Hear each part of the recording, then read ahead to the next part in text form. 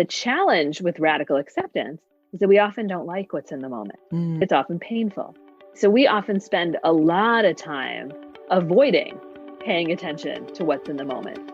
Welcome to Hope to Recharge podcast. Thank you for joining me here again today. Every week we meet here to break the stigma around mental health and to bring you insight and inspiration and lots of practical tips from personal stories or professionals around the world that share how they turn their journey of mental health into healing or to thriving. Together we will break the stigma one story at a time. In mental health, together is always better. Thank you for joining me here today. I'm your host, Matana. Let's get started. On this week's episode of the Hope to Recharge podcast, we welcome Dr. Drs Aguirre and Dr. Galen Galen. Dr. Galen is an instructor in psychology at Harvard Medical School, program director and assistant director of training for the 3 East Girls Residential, a unique DBT program for young women exhibiting self-endangering behaviors and borderline personality traits at the Harvard-affiliated McLean Hospital. She specializes in the treatment of adolescents and their families using DBT and is the author of several books on DBT. Dr. Aguirre is a medical doctor and expert in child psychology, including psychotherapy and psychopharmacology, and has worked extensively with children and their families. He's an author and speaker on various aspects of mood, personality, and development in children and adolescents. He is medical director for a residential Dialectical Behavior Therapy program for young women exhibiting self-endangering behaviors and borderline personality traits at 3 East, a Harvard-affiliated McLean Hospital, and has been a staff psychiatrist at McLean Hospital since 2000. He's also an assistant professor of psychiatry at Harvard Medical School and lives in Lexington, Massachusetts with his wife and 4 children. In this episode, we discuss DBT in detail, radical acceptance, what it is and what it's not, dialectical thinking, mindfulness, and gratefulness. And now, your host for the Hope to Recharge podcast, Matana. This episode is sponsored by DBT Path. My emotions were all over the map, and even though I knew in my heart that I was capable, bright, and had potential, I'd repeatedly do things that others would say was self-sabotaging. I didn't want to sabotage myself, I just truly didn't know how to manage my emotions. And believe me, I'd tried a lot of things. It wasn't until I learned Dialectical Behavior Therapy, DBT skills, that I learned how to embrace my sensitivity and finally feel in control. Whether for you it's BPD, bipolar, anxiety, PTSD, or any other reason that you regularly experience intense emotions, you can create the life that you want, all online in a caring, non-judgmental community. Go to emotionallysensitive.com now and join us. Learn DBT skills, change your life. We are with the authors of DBT for Dummies, therapist Galen Galen and Dr. Drs Aguirre, 2 giants, in my opinion, that gifted us their time. I'm very excited to have you here. Thank you for joining me here. Thank you for taking time out of your very busy, important life to share your wisdom with our audience. Well, first of all, thank you so much for having us. We love teaching. So awesome. Thank you for having us. Okay, so I want to first give the audience a little bit of a background that they should understand. Not everybody read your book, even though I was promoting it on my Instagram, and I was so excited when you came out with it. It was only like a short month ago, right? A month and a half ago, something like that, right? Yeah. And I love the title because it gives everybody permission to pick it up, right? Like it doesn't say, oh, wait, what's DBT? I don't know what DBT is. I hear what DBT is. Like, okay, you know what? This is a step-by-step. This is for me if I'm not in DBT yet, or if I'm in DBT and I'm not really understanding how it's going to help me and where I'm going to go with it. So I was telling both of you that we had 6 episodes breaking the stigma on borderline personality disorder, and Marsha Linehan changed the world with DBT, especially for highly sensitive people, especially for people that are diagnosed with borderline. And I believe that DBT should be taught in preschool. Like slowly. DBT is a whole picture of a lifestyle, of a mindset, and it's not one thing. And we learned this from my previous interviews, and I had learned that it's a whole way of life. What I want to understand before we start, first of all, how did you get to know each other, and why did you decide to write this book? Jillian, you start. So I actually got to know Blaze. I graduated from college at Tufts University in Boston, and I was thinking of psychology. So I applied for a bachelor's level position at McLean. A bunch of people had said that was, if you want to see what really psychology is, if you want to see what these behavioral treatments are, go to McLean. So I went to McLean, and he was a psychiatrist there. So that was actually when I met Blaise the first time. And that was actually my introduction to DBT. So I was 22 years old and I was introduced to this therapy that I'd never heard of. And I loved it. It was pragmatic, it was mindfulness based, and it was working with some of the kids that, when I was 22, they were really suffering. They were coming in after suicide attempts or multiple suicide attempts, self-injury, and feeling like no one could help them.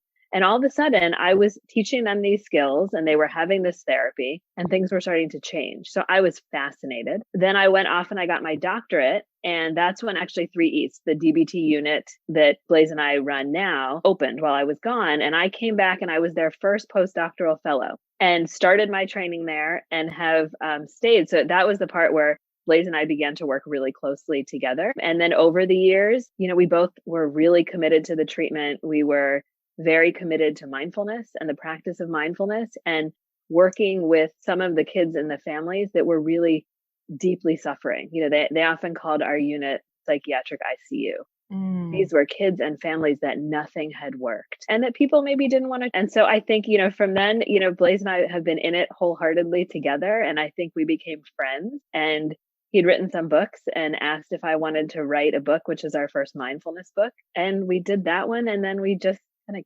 kept going. And, over the years, I've just really loved teaching, and we've done a lot of teaching together. And so, yeah, I practice the treatment, and I love helping families and, adolescents and adults figure out how to actually do things to change their life, improve it, and to suffer less. Wow. So you're very lucky. You're really lucky, because how many students get to actually work and then be a co-partner with somebody that they look up to and help them through their journey of becoming who they are. Wow, Dr. Blaise, that's amazing. That first of all, I think it's like a humbling thing to say this relationship. What I want to ask you, Dr. Blaise, as a psychiatrist, I say about my psychiatrist, and there's an episode on my psychiatrist, and a lot of my clients went to my psychiatrist. I say, if you don't find the right psychiatrist, it could be a death sentence. We give so much, I would say, like our vulnerability, and we just say, like, fix us with medication. I was not eating. I was not sleeping. I was suicidal. I was in and out of the hospital. And I had 3 children. And I remember I couldn't even speak. I couldn't even swallow a banana. Like, my goal was to drink a half a protein shake. And my psychiatrist said, I can give you medication and it's going to fix the symptoms. But if you want to heal, you have to practice mindfulness, yoga, meditation, exercise, boundaries, forgiveness. And I thought that every psychiatrist says that, by the way. How I was wrong. I call him my guardian angel, because if I could, and I went to one psychiatrist, gave me medication, did not follow up on me, and I was suicidal that night. And then I realized, I called my aunt that was a therapist. I'm like, give me the top psychiatrist in Midtown Manhattan that all the rich and famous go to, because they don't mess up with anything. They like to go to the top, and give me the top because this is brain surgery. And he sat with me for 3 hours explaining to me what's going on and what's the chemical imbalance and how it works. So Dr. Blaise, to have another guardian angel in the world that doesn't only care about big pharma, that cares about our mind and how the tools that we have in our mind. My question to you is, like, how did you come across that and not just say, I'm going to just give pills? I'm just going to subscribe pills. Well, wow, big question. And by the way, when you talk about, working with people that you can look up to and admire, that's what working with Dr. Galen is. I look up to her and I admire her. So it was an easy partnership. I suppose that fundamentally a very, very practical person.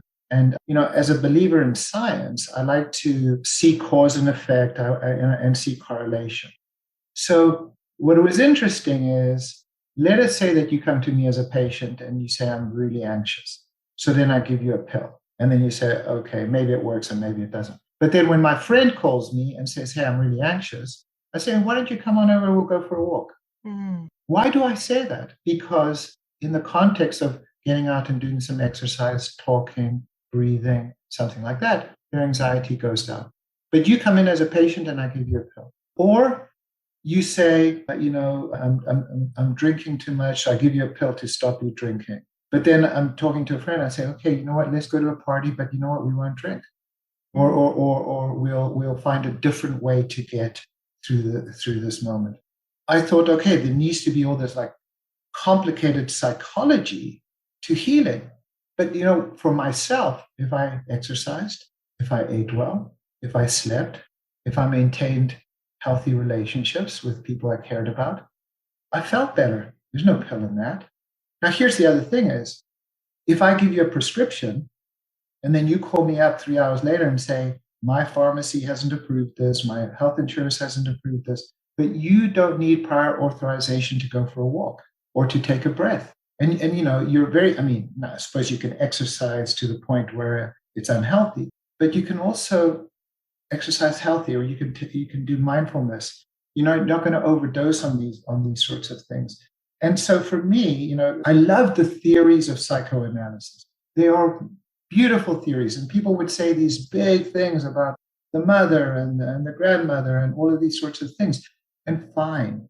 But you know what? Those weren't the things that made me feel settled.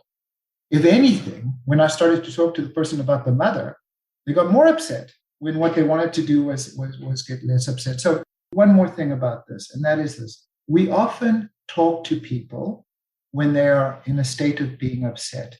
But when any of us are upset, we can't think. So we want to regulate ourselves before we can have a discussion. When your house is on fire, me talking to you about Nietzsche or Socrates makes no sense because you want to put that fire out. But we're often in psychological fire. We're often in tremendous distress, and sort of getting back to a point of regulation through healthy connections, through healthy living, through exercise and stuff like that is the way. So what appealed to me was that this seemingly very simple approach of DBT was actually the one that was being the most healing, much more than any other approach I'd ever tried. And so it just made sense that helping people suffer less through this approach was the way that I wanted to follow. How many years are you practicing DBT? I'll tell you a funny story. And Gillian wasn't there at the time. I walked into a classroom and they're saying, well, we're going to do some DBT, which is the treatment for borderline personality disorder and similar things at the time. So I walk into this classroom and they're about to ring a bell and they said, put a raisin in your mouth. How are you talking about put a raisin in my mouth?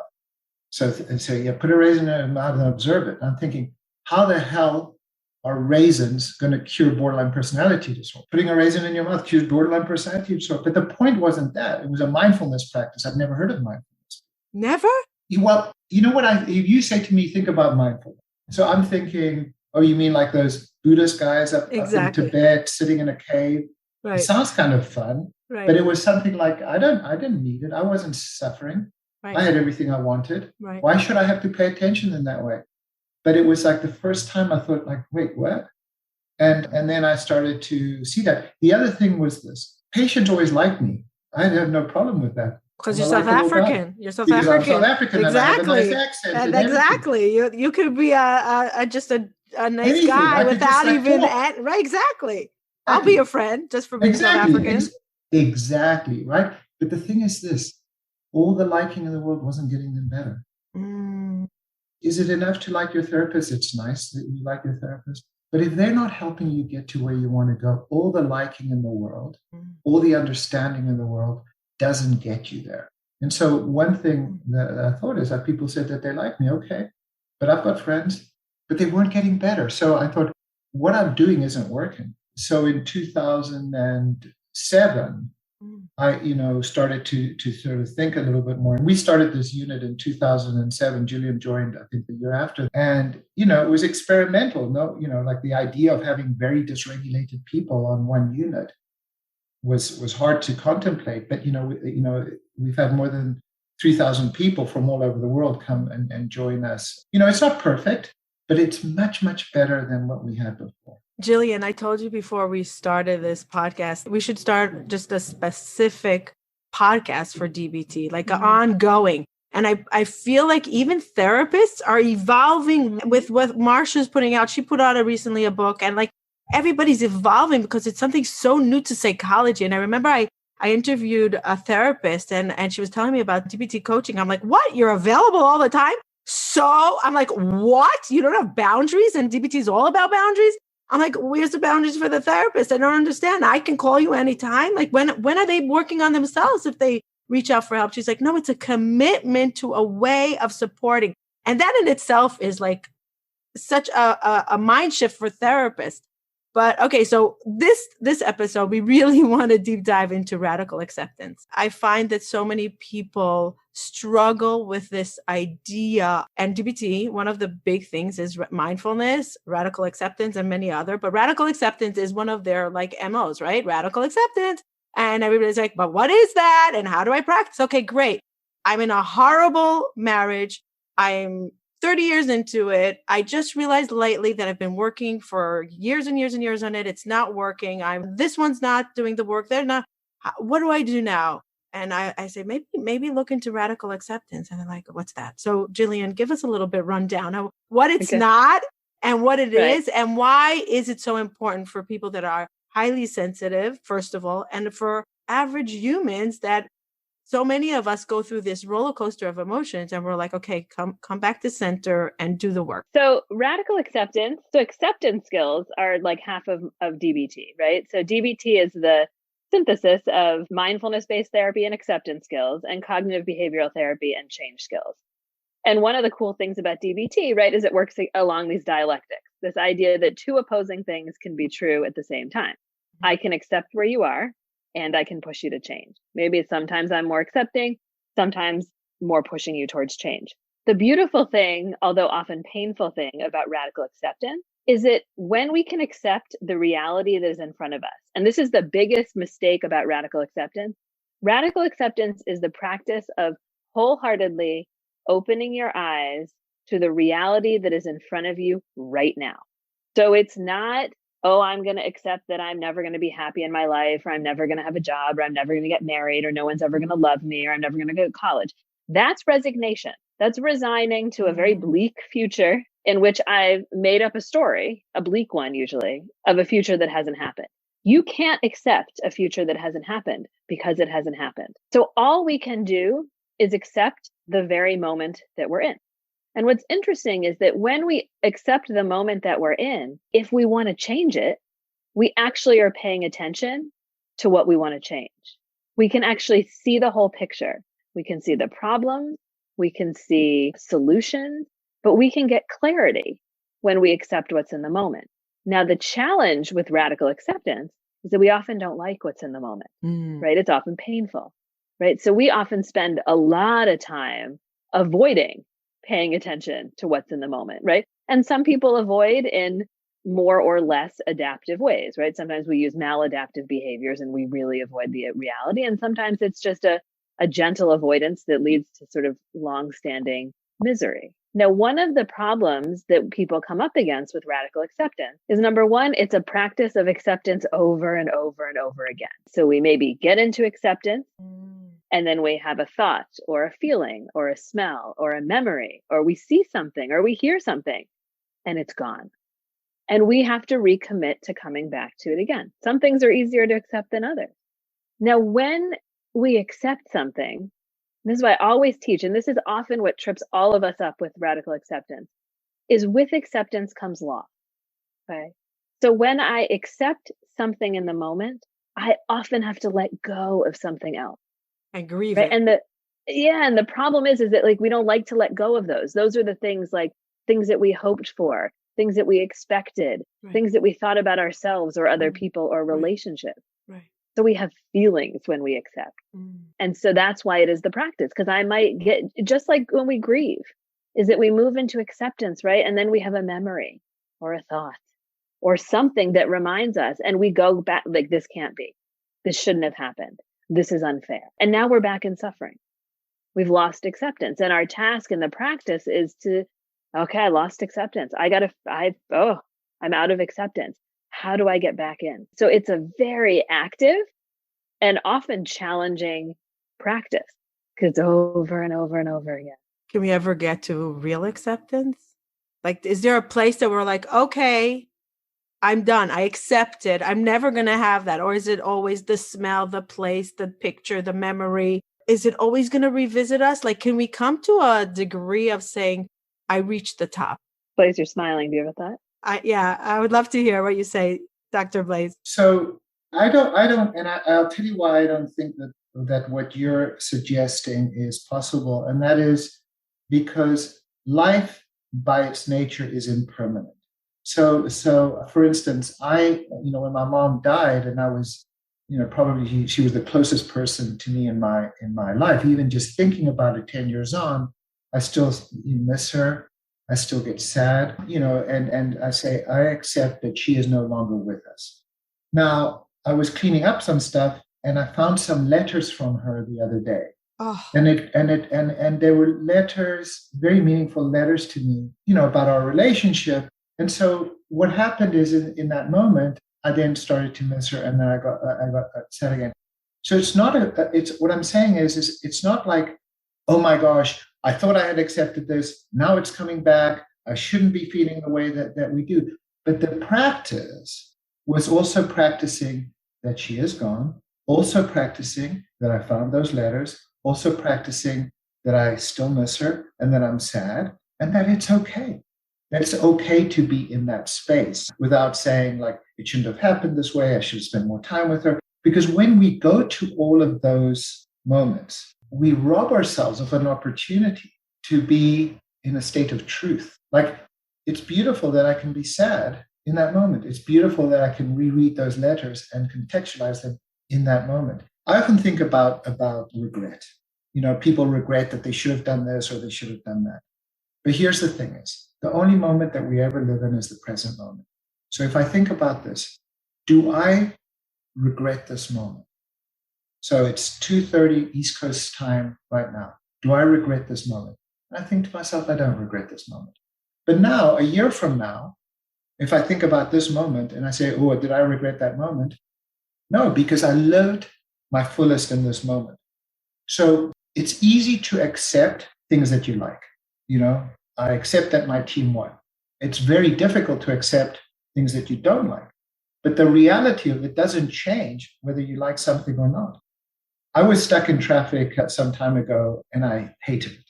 So look at all this traffic. By the way, I don't say I am traffic too, because the person in the car next to me is thinking, look at all this traffic, and I'm part of that. But then I was with a friend, I was stuck in traffic, and I'm thinking, I'm really loving this. Now, so what's changed? I mean, the traffic, so my own internal state, whether I like it or not like it, that doesn't change reality. So acceptance is it's a recognition. And then what do you do with the reality? Because all too often when people don't accept reality, they do things that make their life much, much worse. Either they deny reality and it comes back and bites them, or they act in ways that are inconsistent with their long-term goals, or they overreact and then they start to damage relationships and things like that. So, you may not like radical acceptance, but once you start accepting the truth in this particular moment, and again, you can only accept this moment ever. You can't accept a future. People often get close to, how can I accept that my person is going to suffer for the rest of their life? Then, well, that's not radical acceptance. That's storytelling. You can only accept this moment. What is in this moment? And by the way, when you pay attention to this moment, for most of us, this moment is not so bad. It's actually all right. This moment, it's okay. I can deal with this moment. It's the narrative of the past. It's the narrative that you can't accept. Right. Yeah. It's the whole narrative of the past and the future disaster that we're afraid of that we're bringing into the now. So the now is robbed from us, even though the now, if someone promised us that the now is going to change in 5 minutes, we would be totally okay in the now.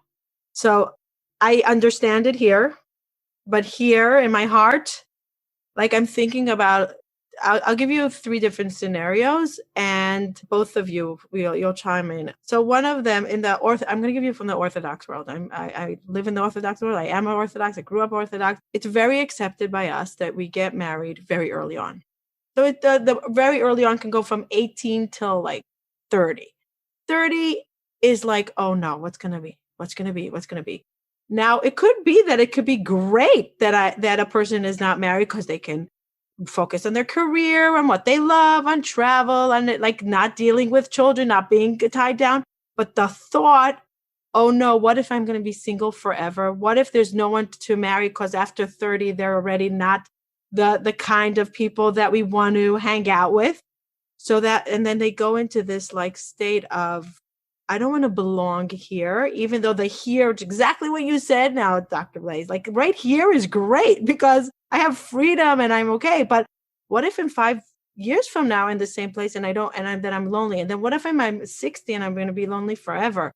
And so they don't want to accept it. They don't want to accept it, and they're fighting it. And there's so much pain. And now me, that's married with 5 children, I'm not allowed to speak. And I don't think it's fair for me to speak because I don't know their pain. I don't know their pain. I'm not allowed to address their pain. But I often say, work with radical acceptance. And they're like, and what's that going to do for me? So let's elaborate on this a little bit. Let me just say one thing, and Gillian answer, because I think she'll probably be a little bit clearer. One of the things about that statement, so what if? Here's the thing. If we're the authors of our life, we can end the story in many different ways. Why is it? Like people say, okay, well, what if I'm not married in 5 years' time? Who's going to love me? I'm going to be alone. I'm going to be sitting by myself. Who's going to come and do Shabbat with me? And I'm going to have to do all the candles and everything all by myself and everything. Okay, that's one story. What about this story? What about wow, I'm going to be single. I'm going to be able to travel whenever I want. I'm going to be able to hang out and go to different seders whenever I want. I'm going to be able to travel. I'm going to be able to study. No one's ever. So yes, if you can always tell yourself the worst story, but you can also, why do you tell yourself those stories? And maybe you could say, well, those are the stories that you fear most. Okay, but you don't have to live that life. It's not determined. It's not written down somewhere that is the path that you're going to take. So I often say, okay, that's one story. Tell me another story. Tell me another story. There's infinite stories. But you only tell me the sad ones. Well, I have to tell you, I'm very depressed now. Maybe I should go and see a psychiatrist because you've told me so many terrible stories. Right. So that's just one thought about that. But yeah, I have similar thoughts. I mean, emotions hijack our thinking. And this is where mindfulness and radical acceptance come in. If that's what you're frightened of, then that's where your mind is going to go. What if this? What if this? What if this? What if this?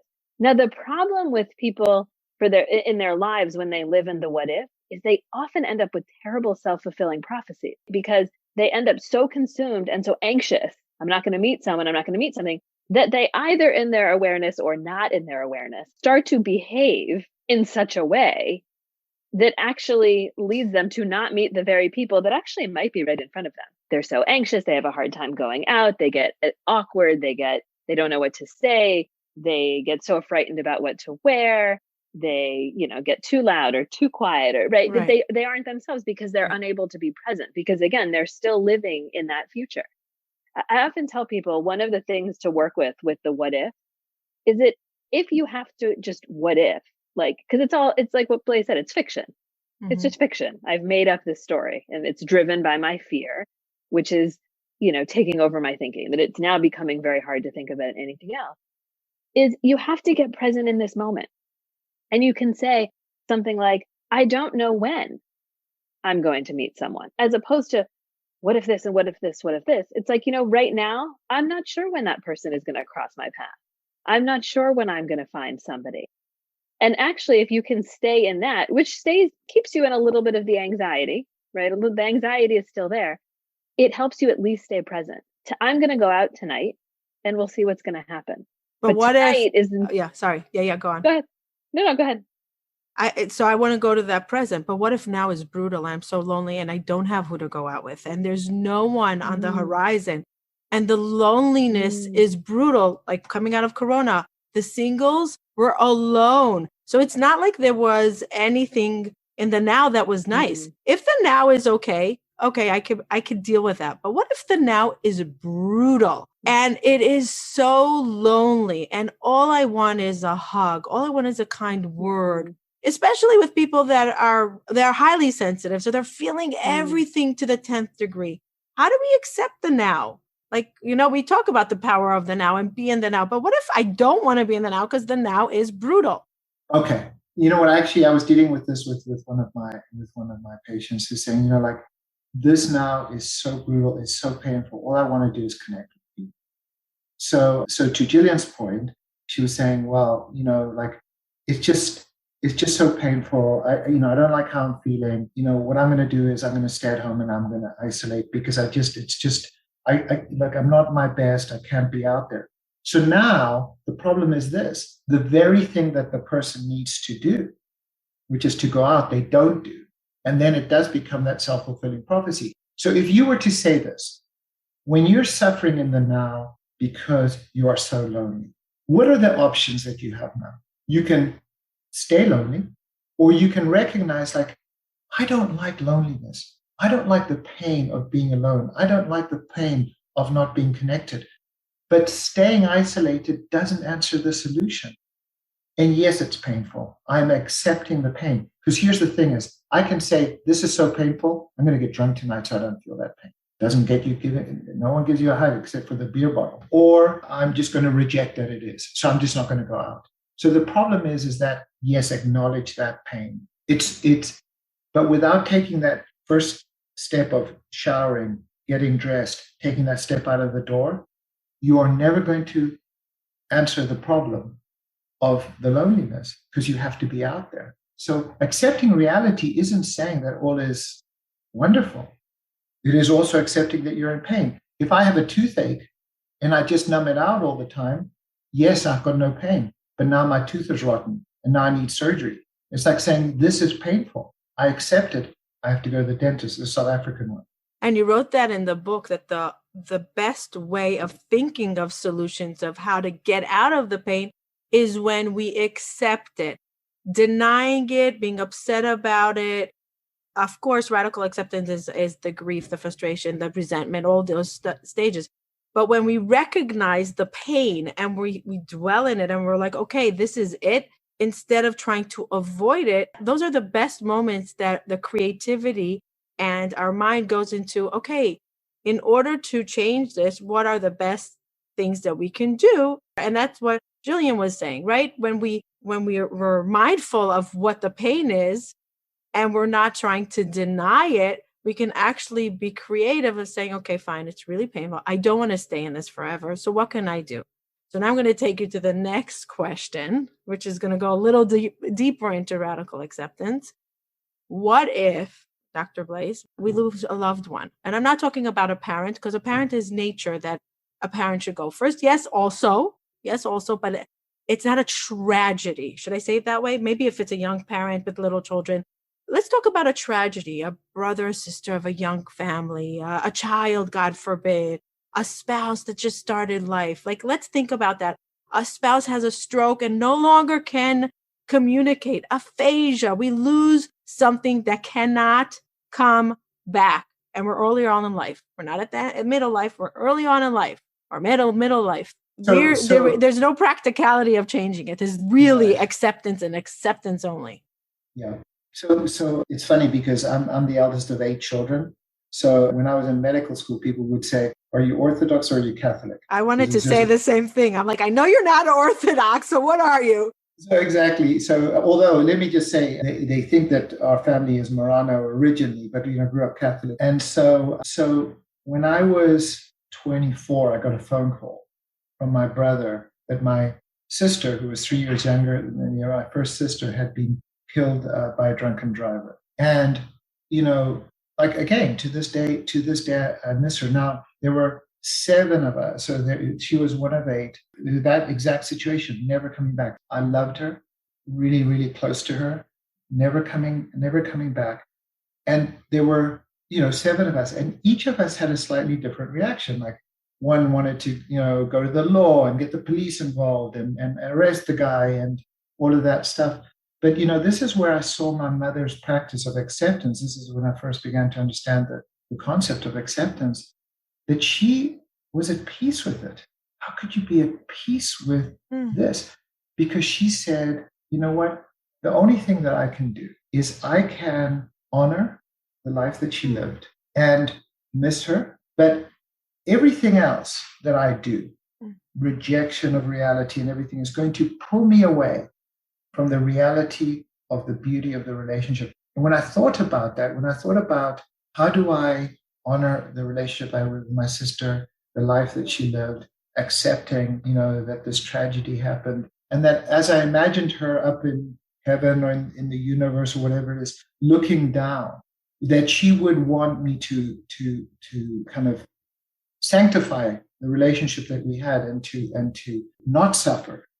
And so it's like I would get into that, like, non-acceptance, but then just saying, we had this wonderful relationship and she taught me a lot and I miss her, but I'm not going to now get angry at other people I'm not going to harbor the bitterness and then allow that to toxify my mind. It's just saying, this is what it is. So it was much more painful early on. But then as I practiced more of this acceptance, I still talk to her in my mind. Now people think, okay, maybe but in my mind, I'm like, I'm still connected to her. That's where she exists, in a certain way. So in many ways, I still feel that she's with me, even though, not in that physical presence. Part of what I think about in terms of radical acceptance is, what are the consequences of not accepting? What do I look like when I'm in non-acceptance? How do I act with myself? How do I act with other people when I'm in non-acceptance? So those are just some thoughts. DBT has this little equation, which is pain plus non-acceptance equals suffering. I thought, didn't Marsha call it misery?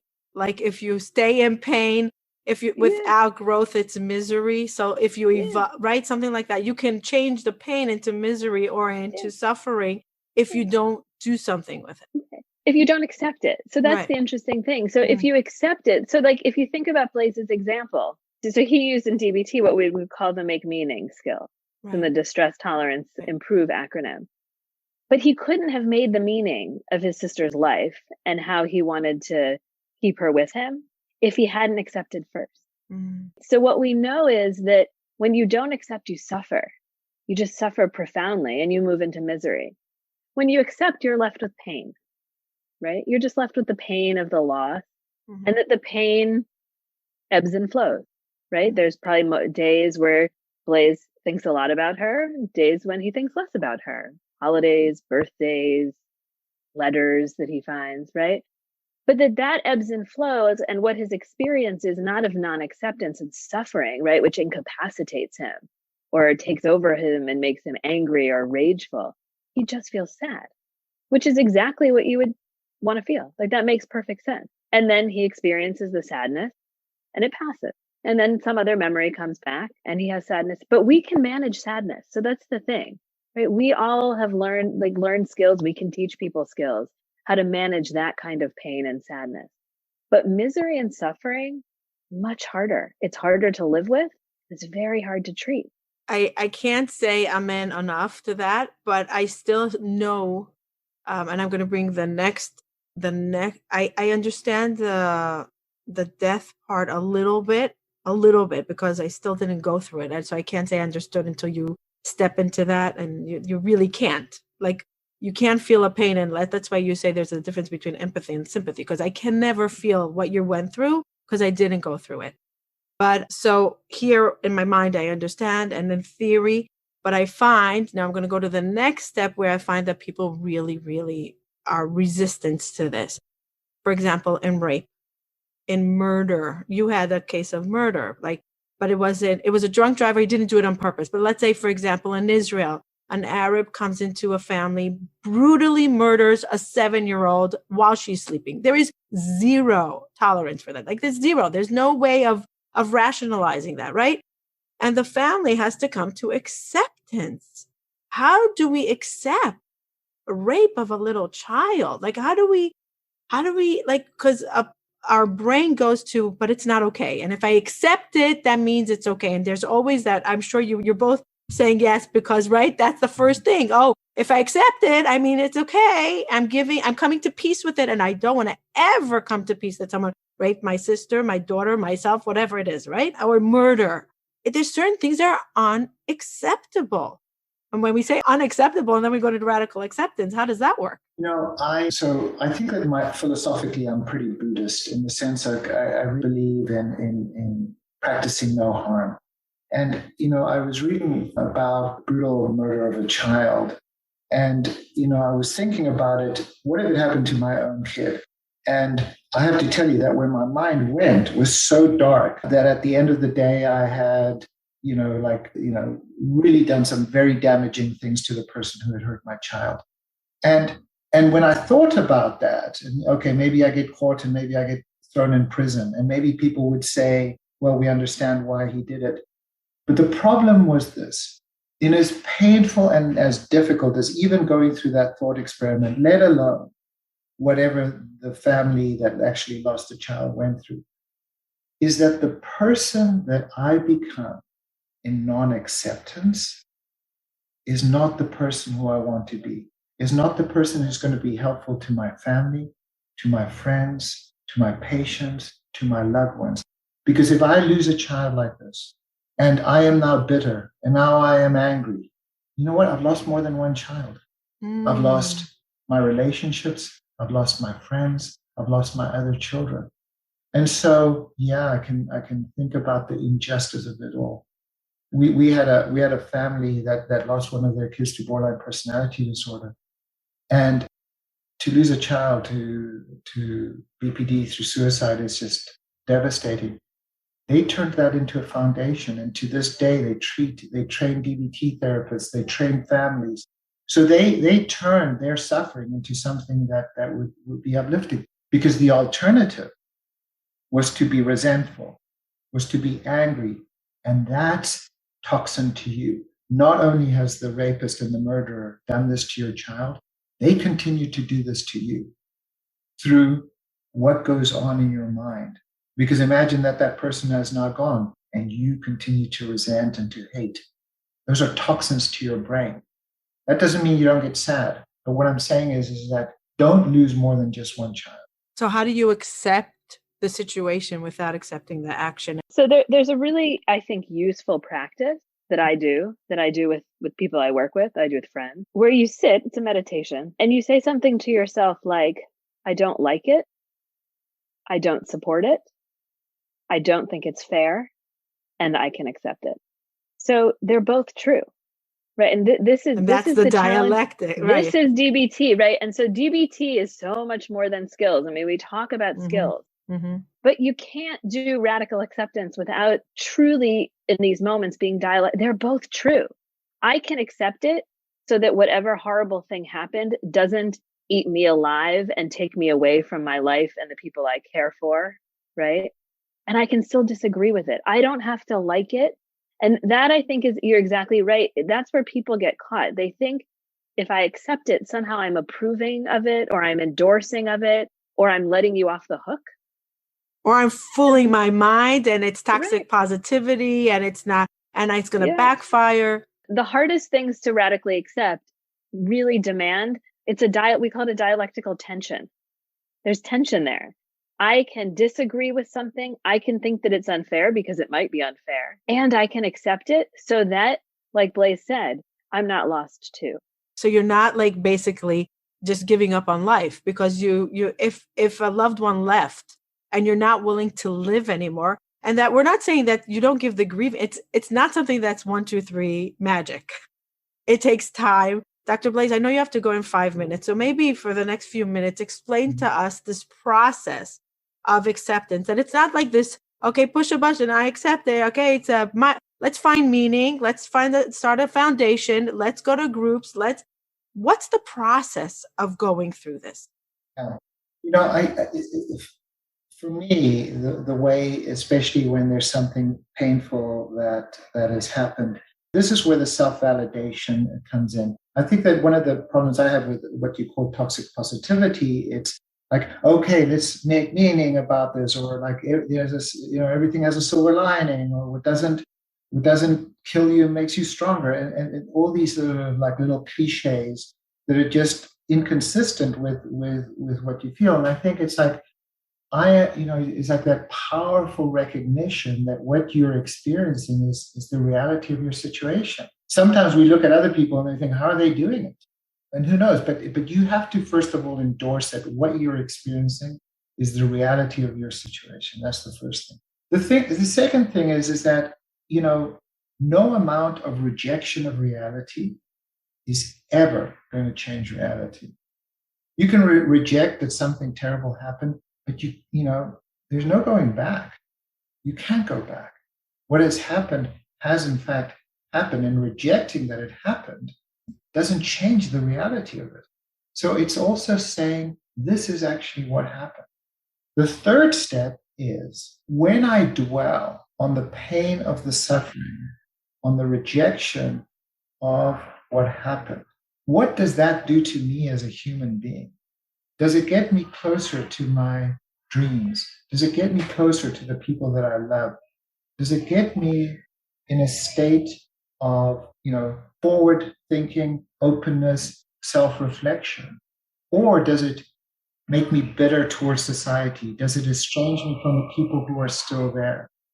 Does it honor the person that I have lost? And so I also have to look at what I look like. And I see people who suffer, and then they just like, no, I don't want to do anything. I lost someone. I don't want to do anything.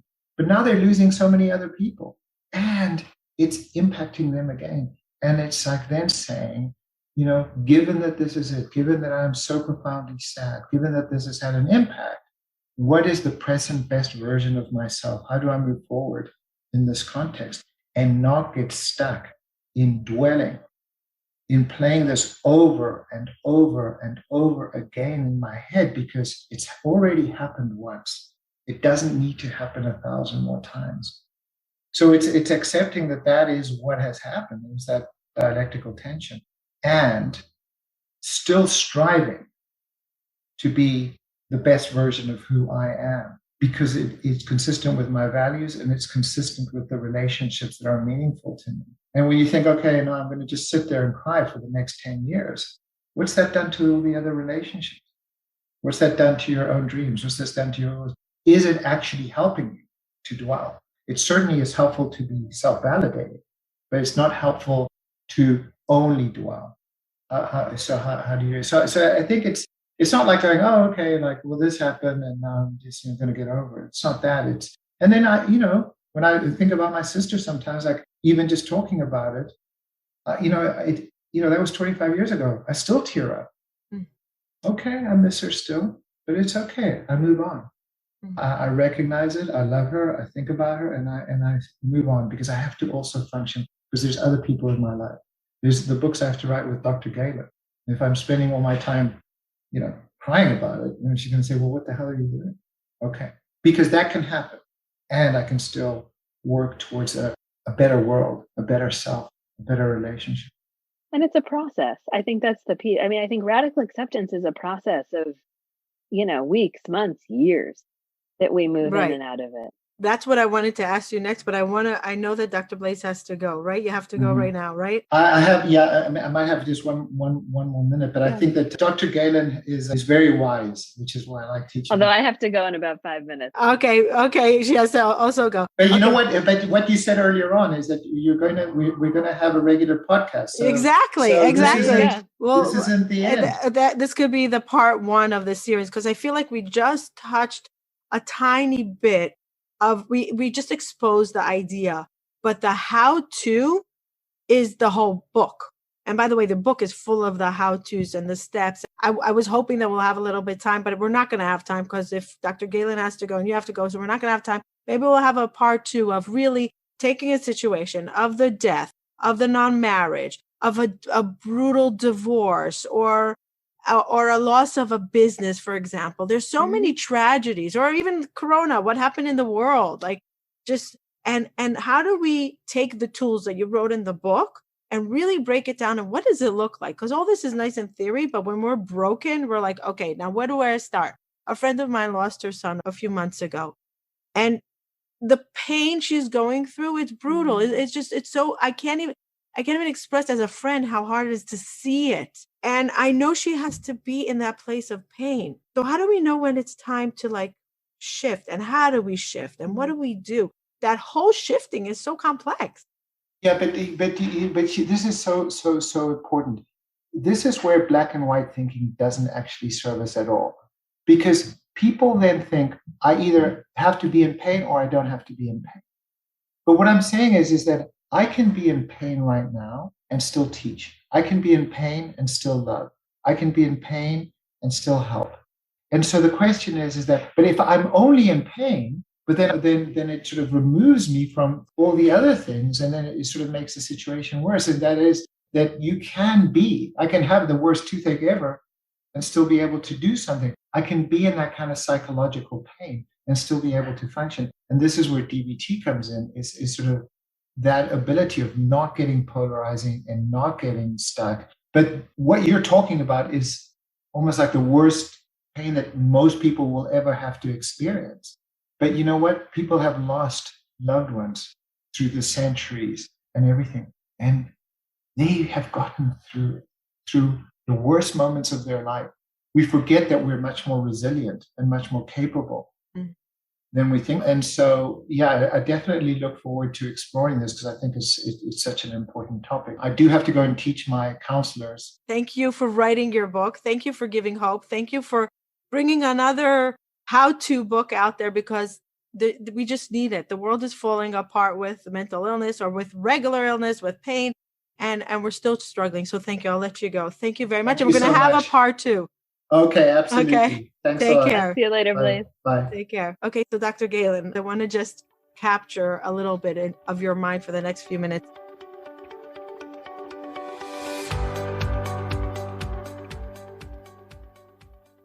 This episode is sponsored by DBT Path. My emotions were all over the map, and even though I knew in my heart that I was capable, bright, and had potential, I'd repeatedly do things that others would say was self-sabotaging. I didn't want to sabotage myself, I just truly didn't know how to manage my emotions. And believe me, I'd tried a lot of things. It wasn't until I learned Dialectical Behavior Therapy, DBT skills, that I learned how to embrace my sensitivity and finally feel in control. Whether for you it's BPD, bipolar, anxiety, PTSD, or any other reason that you regularly experience intense emotions, you can create the life that you want, all online in a caring, non-judgmental community. Go to emotionallysensitive.com now and join us. Learn DBT skills, change your life.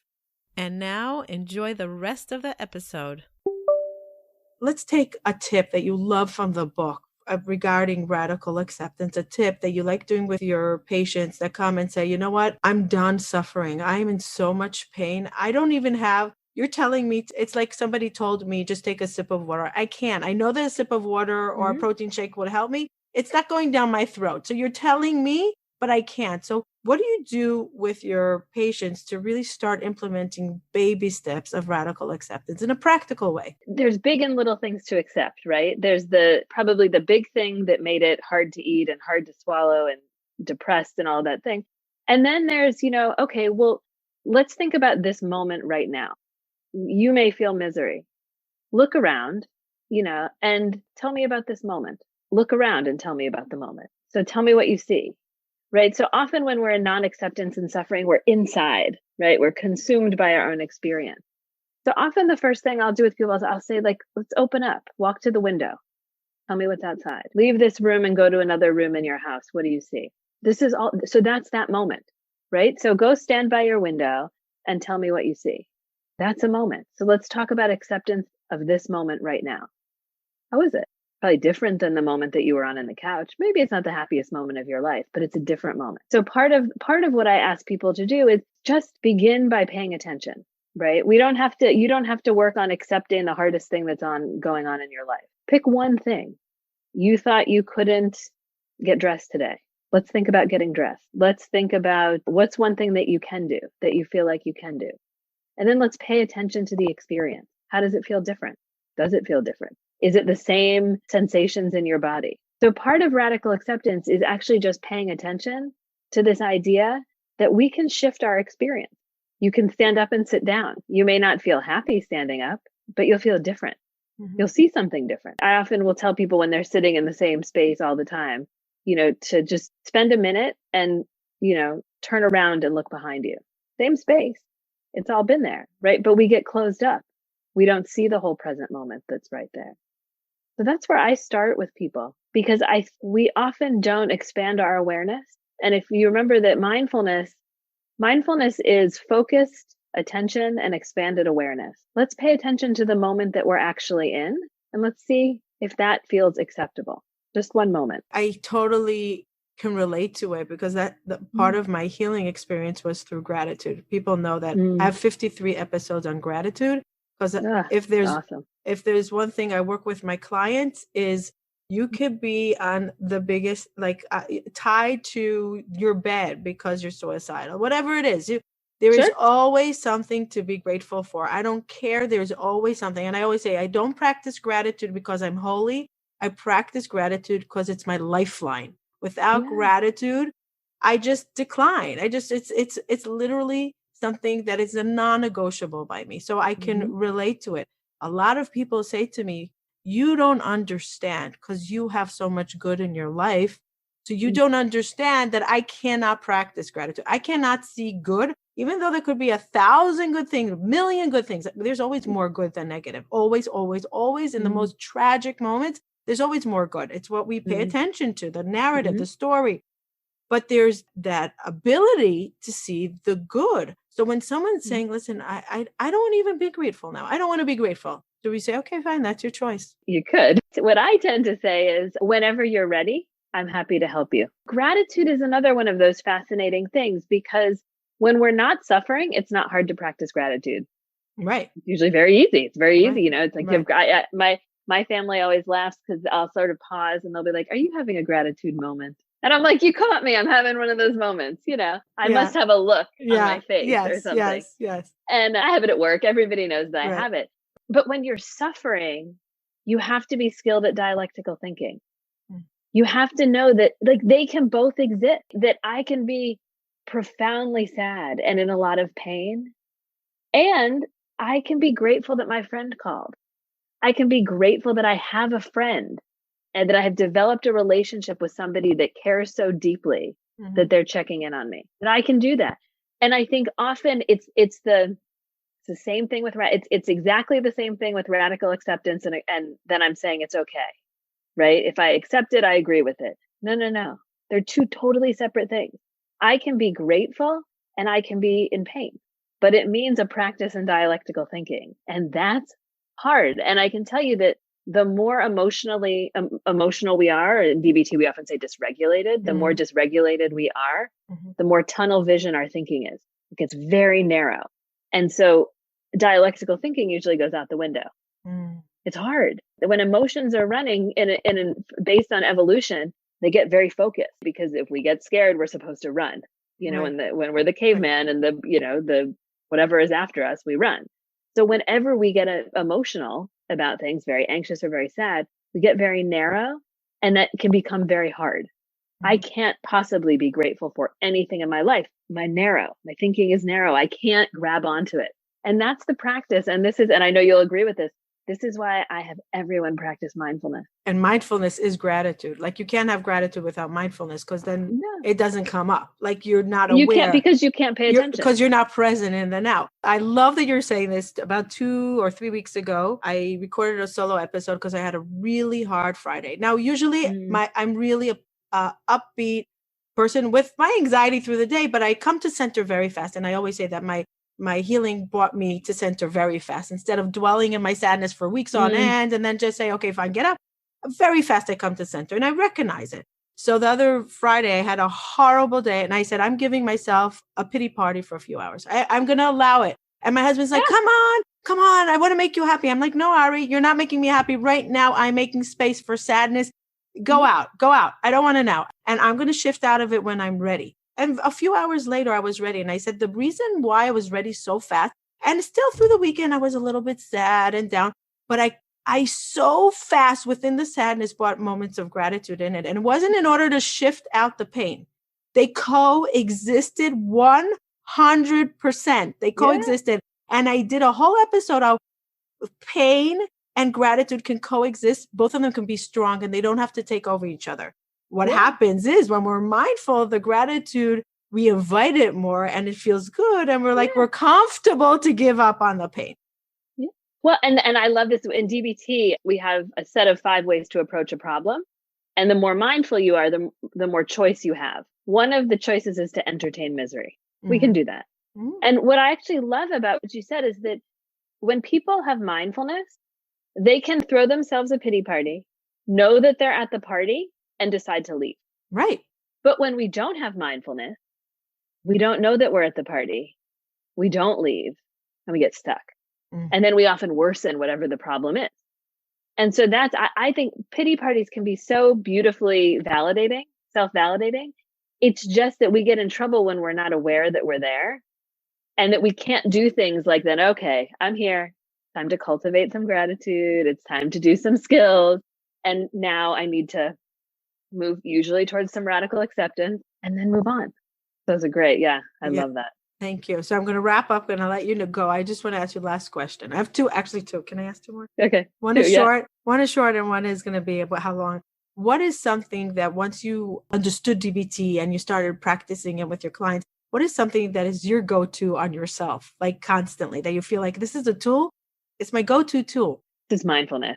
Mindfulness. So for me, it's mindfulness. It's being mindful and non-judgmental and gratitude. So those are my practices, because within me, I notice when my emotions rise, I notice more judgment. And I don't like the way that I feel when I'm judging other people or judging myself. So I would say that, but mindfulness changed my life. When I found mindfulness, and a story for another time, when Blaze and I went into the desert in Arizona with Marsha Linehan, who hosted these 5-day mindfulness retreats in the desert. Wait, you met her? You met her? Oh yeah, we've met her a whole bunch of times. Oh my God. Okay. And we meditated with her 5 days in silence. And I had done a lot of meditation and a lot of yoga before. I'm a yoga instructor, but mindfulness changed my life. It changed how I experienced myself, my life, the people in my life, my work. So for me, everybody that works with me always rolls their eyes. They're like, I know, Jillian, mindfulness. I know, mindfulness. And then, they all get converted along the way. Yeah. But for me, it's, if you can practice 5 minutes of mindfulness a day, your life will change. Yeah. And I want to just say that when you're mindful, you're less judgmental.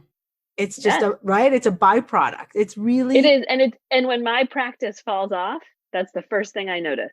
Oh, I got to get back to practicing. Yeah. Yeah. It's a good reminder. Yeah. Great. Yeah. Great. I love that. And the question I ask everybody on Hope to Recharge, what does hope mean to you? So hope is a challenge. Hope is an interesting one for us in DBT, right?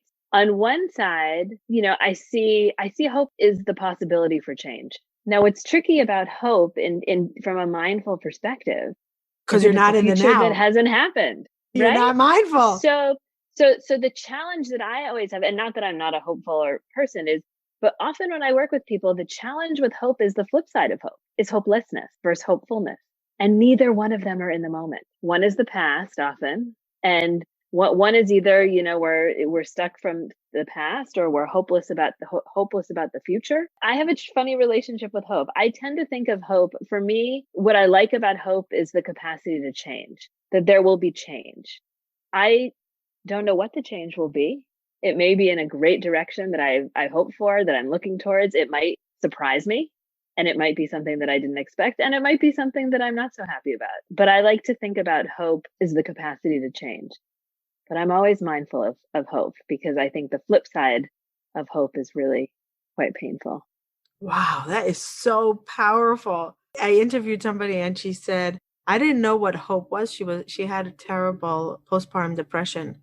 She said, I didn't have hope and I didn't know it existed, but I was hoping that hope exists. So it was nice. Yeah. Thank you so much. Is it okay that we have another episode that we could just go great. Out now that we cleared some of the fundamentals? Let's go into the practical next time and really give tips for people that are in dire moments or not dire moments, just frustration, anger, resentment, grief, whatever. Dr. Jillian, thank you so much. Thank you for your time. And You're welcome. Thanks grateful. For having us. I'm really so grateful. And I hope to meet you one day and do a yoga class with you. That would be great. I haven't taught in years, but I got to get back to it. Okay. Thank you. Take care, everybody. Take care. Bye-bye. Thank you for listening till the end. We highly appreciate all of our listeners. And Mental Health Together is better. You being here means a tremendous amount to us. If you enjoyed this episode and you would like some extra boost of information and inspiration that is not on the podcast, you can go to our website, hopetorecharge.com. There's some premium content that for the cost of a cup of coffee, you can download some amazing information that will help you, a tool that will guide you through life. So don't skip a beat. Don't hesitate. Go to hopetorecharge.com and see what other offerings we have there for your mental health well-being. Thank you for joining us. And remember, if you enjoyed this and you want to say thank you, the best way of gratitude will be by you leaving a review or a comment or sharing this with a loved one. There is no greater form of gratitude for us. Thank you. Bye till next time.